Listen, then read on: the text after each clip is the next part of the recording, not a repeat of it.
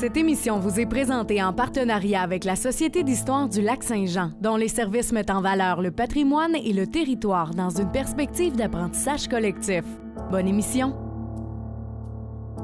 Mémoire de lieu est rendu possible grâce à la participation financière de la résidence funéraire Lac-Saint-Jean, propriété exclusive des gens du milieu qui accompagne et soutient les familles des gens endeuillés depuis plus de 3 décennies avec respect et compassion.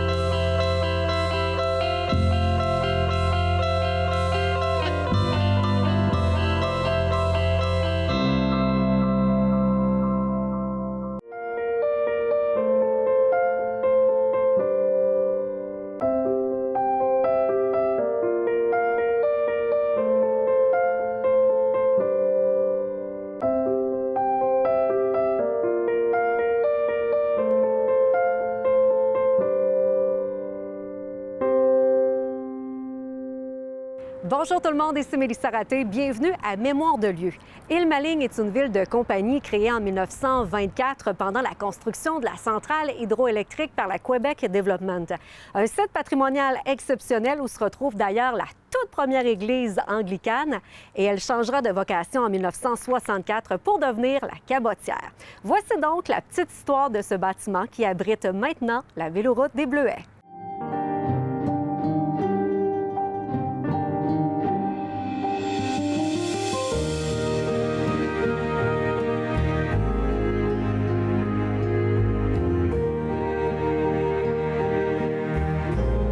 Accompagnée de Marianne Boivin, urbaniste au service d'aide conseil en rénovation patrimoniale. Marianne, bienvenue. Comment vas-tu? Ça va très bien, merci. Et toi? Ça va bien. Contente de te retrouver après une petite pause. Tu es de retour cette année pour nous parler justement de la Cabotière. Mais avant d'en parler concrètement, on le sait, on est dans un site patrimonial exceptionnel avec, entre autres, ton lieu de travail, la Maison des bâtisseurs. On a la Cabotière, la Tour d'eau. Puis on le sait, l'architecture des maisons est tout à fait magnifique. On le sait que le quartier a vraiment une histoire riche.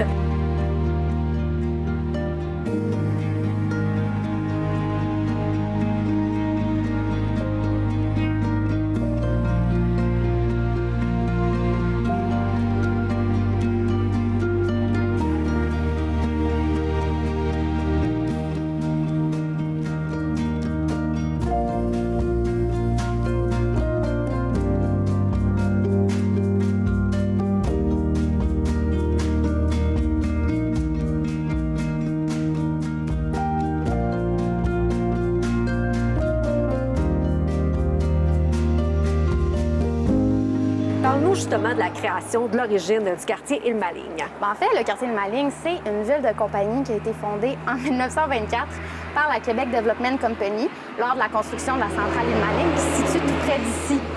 Donc, la ville servait à loger les travailleurs et les cadres qui travaillaient pour la compagnie. Donc, il y avait beaucoup de gens là, de toutes les confessions religieuses, des anglophones et des francophones dans la ville de compagnie d'Île-Maligne.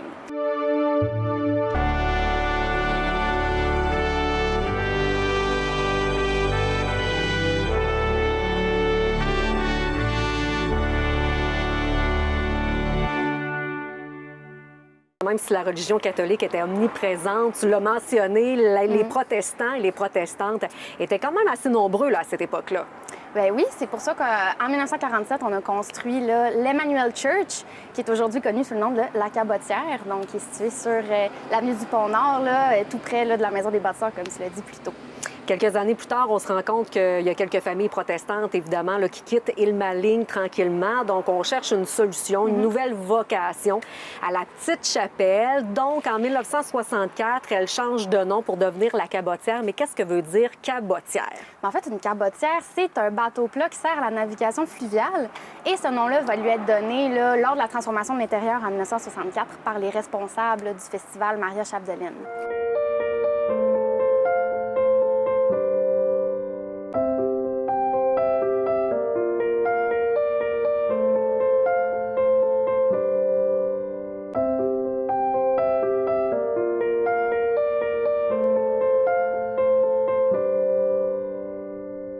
devient un lieu de diffusion, un lieu de culture, donc avec le Festival Maria-Chapdelaine et aussi le Théâtre populaire d'Alma. Mais commençons avec le Festival Maria-Chapdelaine. Oui, donc en 1964, la Corporation Maria-Chapdelaine est fondée dans le but de promouvoir les arts et la culture dans notre région.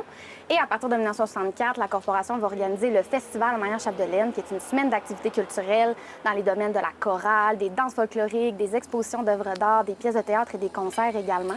Malheureusement, le festival va être seulement organisé 2 années de suite et va devoir être déprogrammé là, suite à un manque de relève à partir de 1965.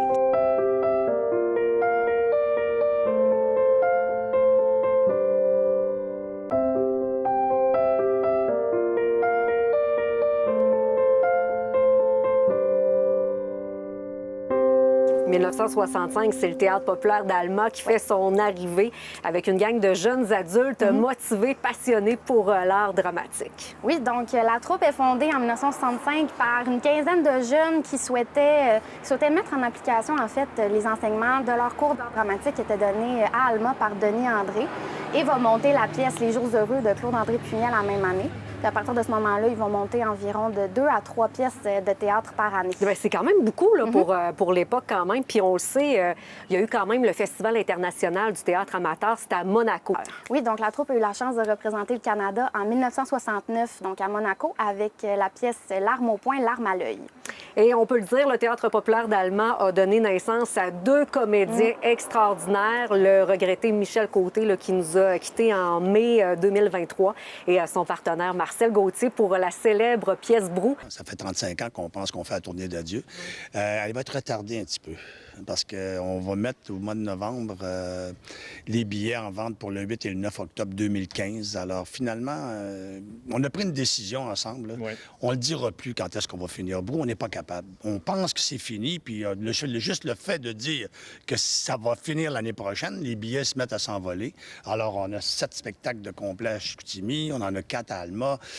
Alors nous, on a décidé, pour arrêter de se mettre des pressions, pour arrêter de se faire dire, écoutez, vous aviez dit que vous finissiez. C'est vraiment plate de penser ça dans notre tête, de jouer toujours en pensant, oh, on décompte, là, on est rendu à 5, 4, 3, 2, 1, terminé. C'est un petit peu difficile pour nous. On n'aimait pas ce feeling-là, alors on a décidé de l'écarter. Ça finira quand ça finira. Et le lendemain, on va envoyer un communiqué, on va dire, hier soir, c'était la dernière de Brou et vous l'avez manqué. Alors, trop tard. Je ne sais même pas combien de représentations que les gars ont pu faire, mais c'était quand même assez impressionnant. Oui, environ 3500, si je ne me trompe pas. Là. Donc, il y a beaucoup de représentations, en effet. Mais après ce lieu de culture, après ce lieu de diffusion, il y a Alcan qui va occuper les lieux. C'est pour le Club Dynamo. Oui, donc à partir de 1974, la compagnie va reprendre possession de la chapelle pour y loger son club social Dynamo. Ensuite, c'est la ville d'Alma qui va se porter acquéreur pour la modique somme de... $1. Wow! Oui, donc l'Alcan va céder, en fait, pour cette somme symbolique à la ville d'Alma. Donc, elle pose 2 conditions là, pour cette transaction-là. C'est que le lieu devienne un lieu de diffusion culturelle et qu'elle puisse aussi servir au Club des retraités, à l'Association des retraités, pardon, de l'Alcan, et qu'il y ait un maintien du droit de passage pour la coop d'habitation qui se trouve juste à côté.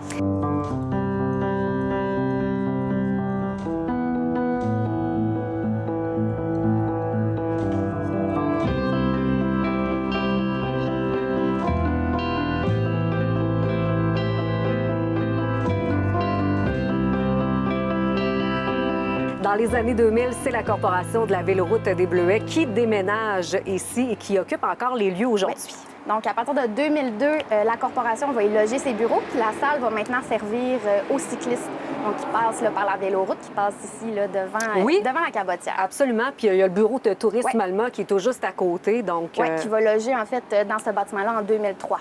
Parfait.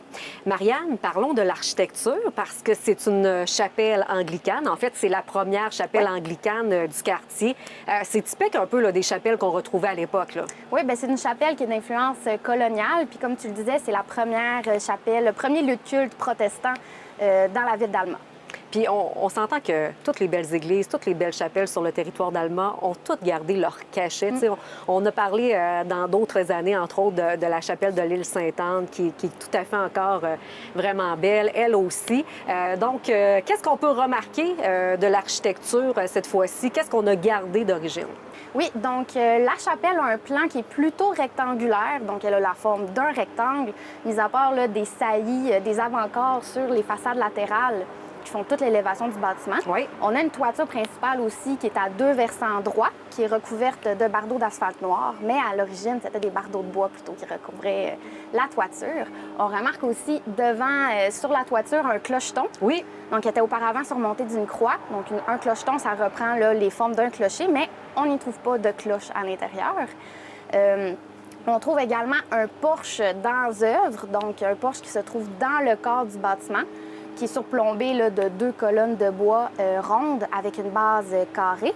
Et auparavant, on trouvait 2 portes qui étaient dans ce porche-là. Aujourd'hui, on a une grande porte centrée là, qui est ornée de caissons moulurés. Oui.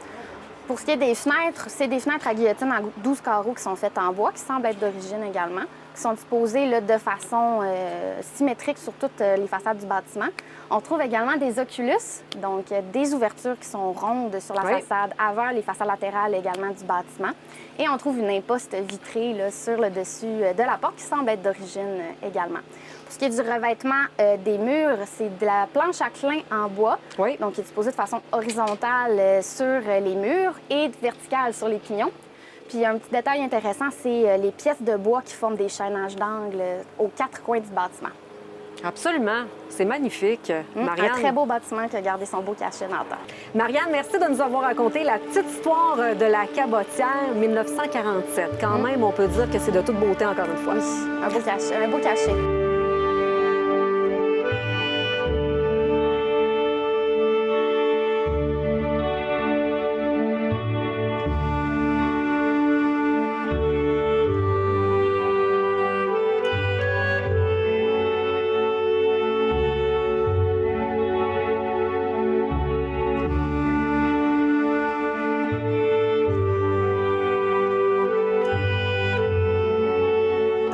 L'expertise et le leadership de la Société d'histoire du Lac-Saint-Jean permettent à la collectivité de bâtir son avenir en intégrant son patrimoine et sa culture. La Société d'histoire du Lac-Saint-Jean est fière de vous avoir présenté l'émission Mémoire de lieu. La résidence funéraire Lac-Saint-Jean, propriété exclusive des gens du milieu, qui accompagne et soutient les familles des gens endeuillés depuis plus de 3 décennies, avec respect et compassion, est fière de vous avoir présenté Mémoire de lieu. Cette émission d'Accès est appuyée par Cogeco et est rendue possible grâce à la collaboration de la communauté avec Nous TV.